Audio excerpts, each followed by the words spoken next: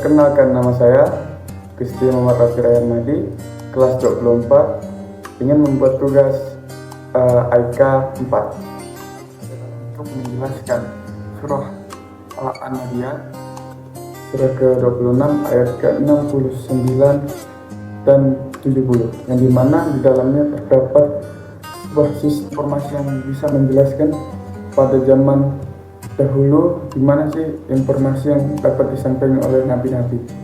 Di sini saya memilih Nabi Ibrahim, yang dimana Nabi Ibrahim adalah sosok yang luar biasa dalam sejarah keagamaan. Dalam perjalanannya hidupnya, Nabi Ibrahim menghadapi tugas penting untuk menyampaikan kebenaran tauhid kepada masyarakat yang menyembah berhala. Ke cuplikan video, saya akan menjelaskan sedikit. Dalam kisah ini, Nabi Ibrahim tinggal di sebuah kota yang dikuasai oleh tradisi penyembah berhala.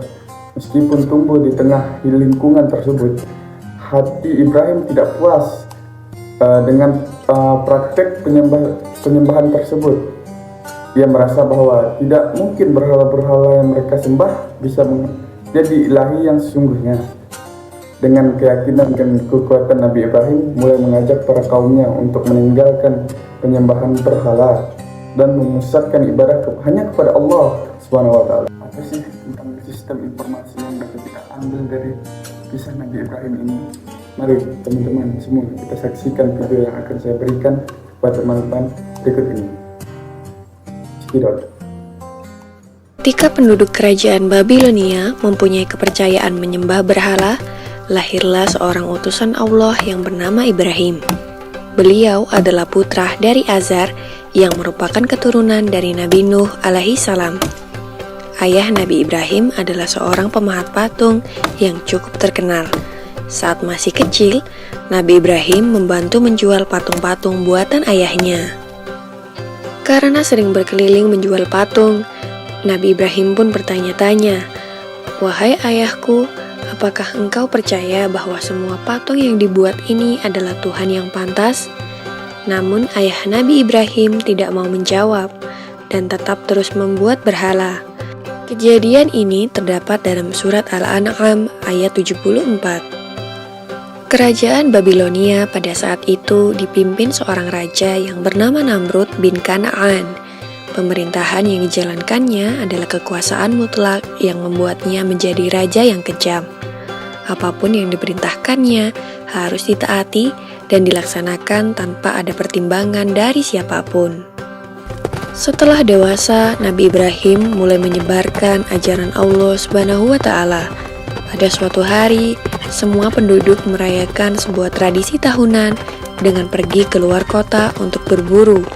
Nabi Ibrahim juga diajak oleh ayahnya. Namun kali ini Nabi Ibrahim menolak dengan alasan sakit. Nabi Ibrahim kemudian pergi untuk menghancurkan patung-patung berhala yang berada di tempat ibadah dengan menggunakan sebuah kapak. Semua patung-patung berhala itu dihancurkan tanpa ada yang tersisa kecuali patung yang paling besar. Nabi Ibrahim lalu meletakkan kapaknya di depan patung tersebut.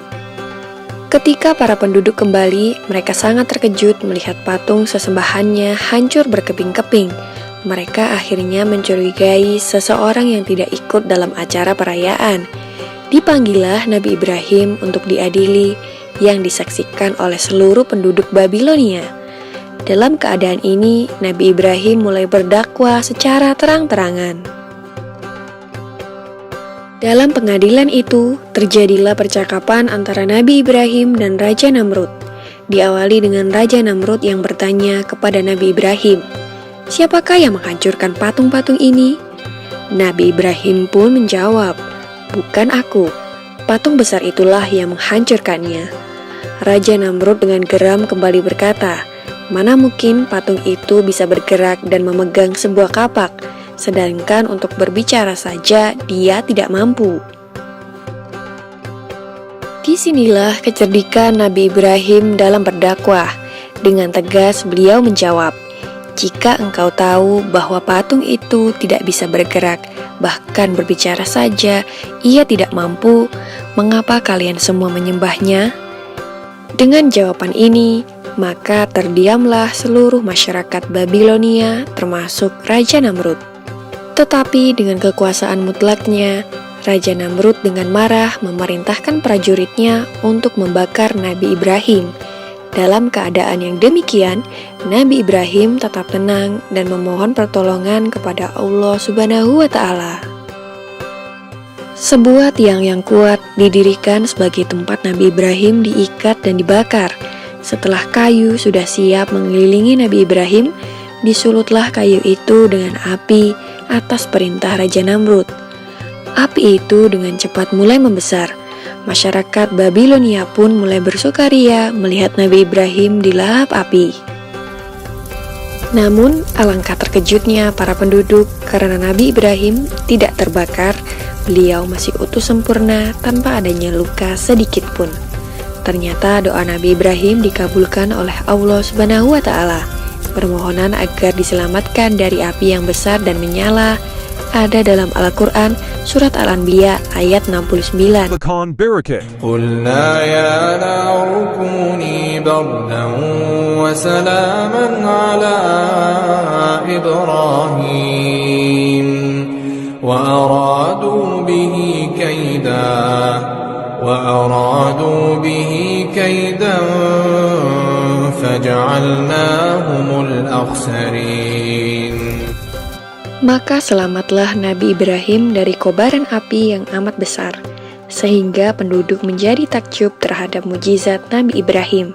Mereka kemudian mulai mengikuti ajaran Nabi Ibrahim dan hanya menyembah Allah Subhanahu wa Ta'ala. Nah, poin yang kita dapat simpulkan tentang sistem informasi di sini adalah bagaimana Nabi Ibrahim menyampaikan informasi, tapi dengan minimnya teknologi pada zaman itu. Nah, Nabi Ibrahim ini menyampaikan informasinya dengan memberanikan diri untuk menghancurkan berhala yang pada kala itu umat-umatnya sembah. Dengan poin siap, Nabi Ibrahim juga siap menerima konsekuensinya apapun itu, tetapi atas izin Allah pada saat itu, dengan yang dijelaskan di dalam surah dan telah kita dengarkan tadi. Nah, dijelaskan bahwa Allah menjadikan api menjadi dingin dan tidak melahap Nabi Ibrahim pada kala itu. Dan keajaiban yang mengagumkan dari selamatnya Nabi Ibrahim dari api yang mereka nyalakan, hal ini menjadi bukti atas kebenaran dan perlindungan Allah terhadap hambanya yang taat. Dan kala itu banyak orang yang menjadi pengikut Nabi Ibrahim. Mungkin sekian video yang bisa saya sampaikan. Kurang lebihnya saya mohon maaf. Wabillahi taufiq wal hidayah. Wassalamualaikum warahmatullahi wabarakatuh. Istimewa hati. Saya izin pamit undur diri.